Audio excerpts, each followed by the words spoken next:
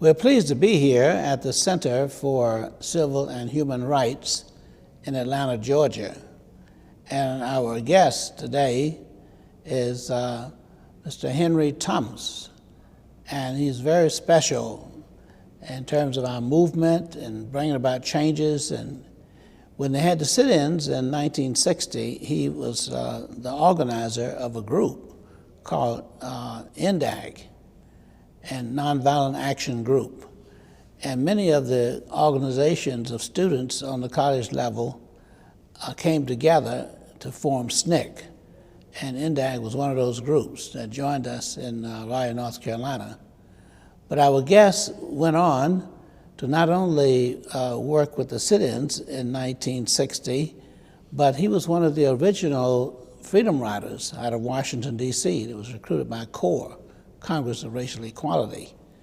In fact, he was on that bus in Anniston, Alabama that was burned, and he was experienced a near-death experience.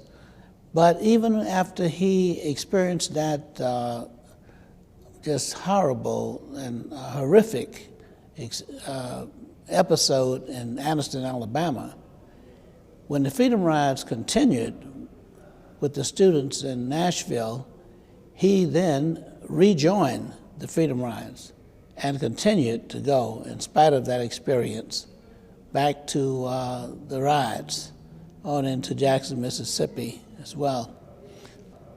But he also had the unique experience of being one of the, I would say, outstanding entrepreneurs in our country.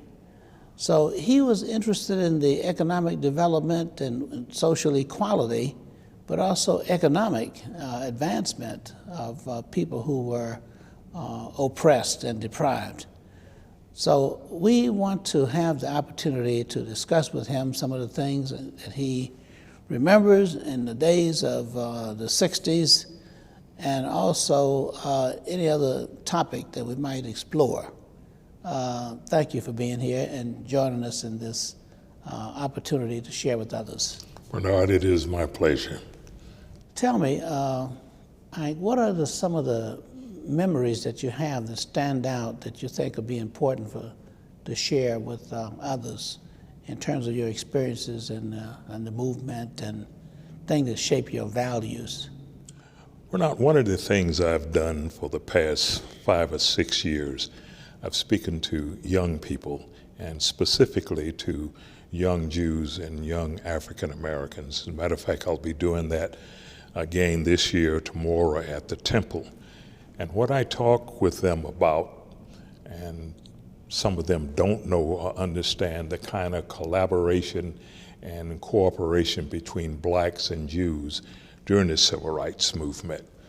Now, this year, 2015, is the 70th anniversary of the end of World War II.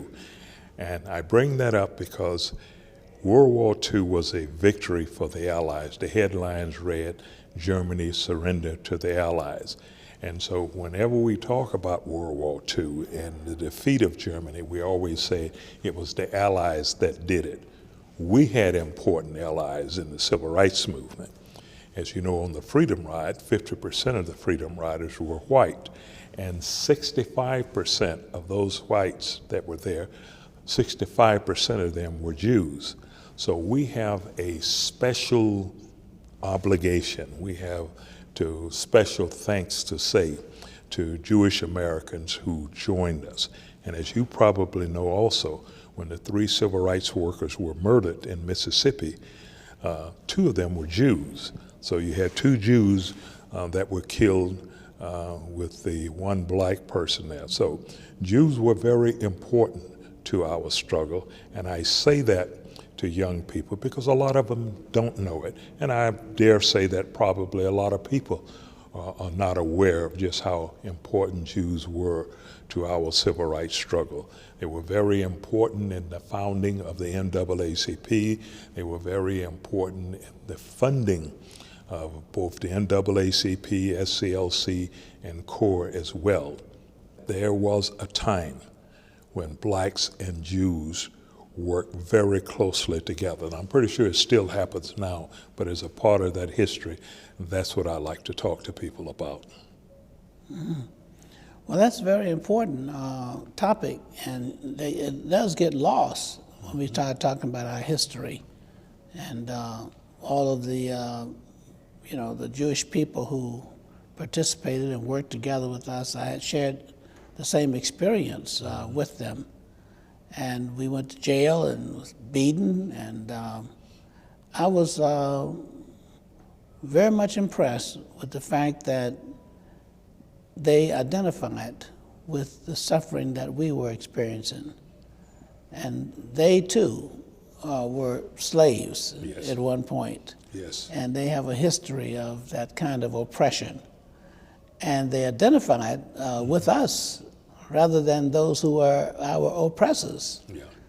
And they suffered as we suffered, right along side by side. I think that's a very important part of history that should be emphasized. The first time I walked a picket line protesting segregation in Glen Echo, Maryland in 1960, 90% of the people walking on that picket line, I later found out, were Jews. And there were two people who survived Auschwitz. I didn't know much about the Holocaust at that particular time, and saw there, and they showed me their tattoos on their forearm.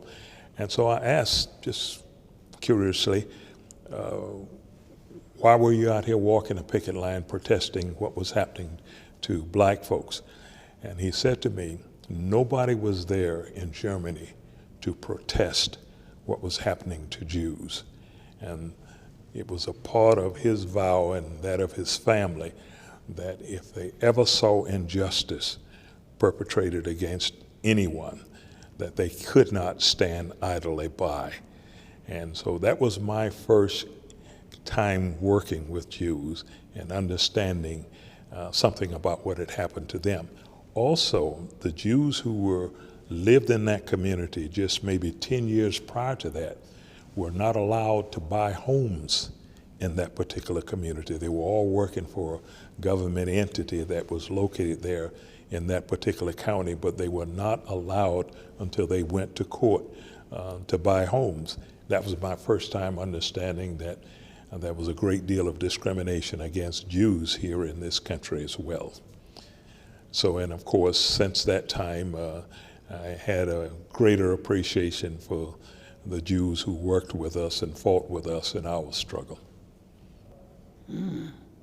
I could really appreciate that, Hank, because growing up in Tampa, Florida, one of the jobs I had a number of jobs as a young fellow, was working at a grocery store there in Tampa, in Ybor City, and it was run by a Jewish family.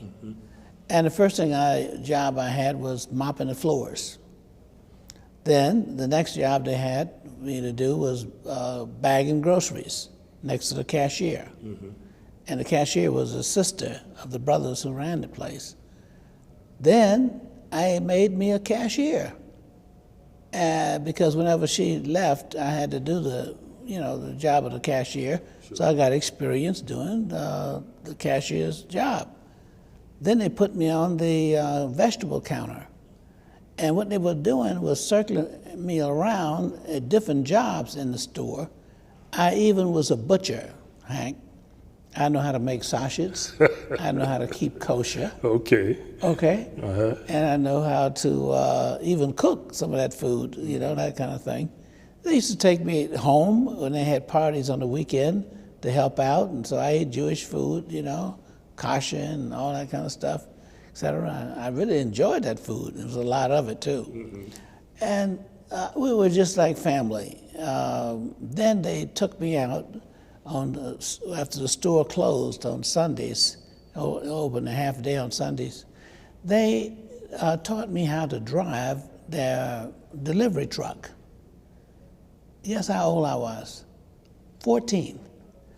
Hank, I had my driver's license at age 14, and I used to deliver groceries for this grocery store. And I was the only kid, in my class or in my school, 14 years old, a driver's license, so that everybody always wanted to hang with me, that kind of thing. Your experience mirrors that of the experience of a lot of us in the 50s and the 60s. I can remember my uncle, whom I lived with and practically raised me, telling me one time, if you ever see a white man that treats you fairly and decently, chances are it's a Jew.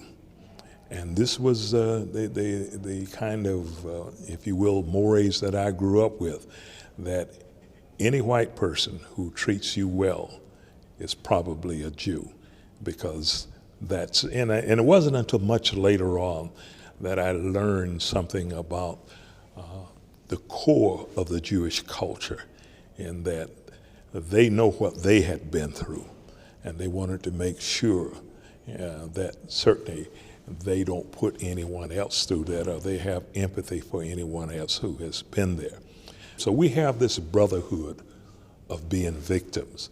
And of course, and with Jews, they use a lot of their resources to certainly help us. And as I said from the very beginning, I shall be eternally grateful for that kind of help and that comradeship that we had. And I just want to spread the word and the information and education to many of our young people. I think the thing that you're doing, helping to educate, young people with these ideas and concepts and history, because it's real, is remarkable. And I really appreciate your visiting with us and sharing that information. Very important. Schwerner and Goodman, I've gotten to know both of their families. As a matter of fact, I think it's the Schwerner Goodman family has a foundation that I attended one of their dinners last year, and it is obviously in the name of their son who was murdered. And one of the things they do is provide educational scholarship to young African Americans. So that's something that I appreciate as well. Wonderful. Mm-hmm. And thank you for being with us. It is my pleasure.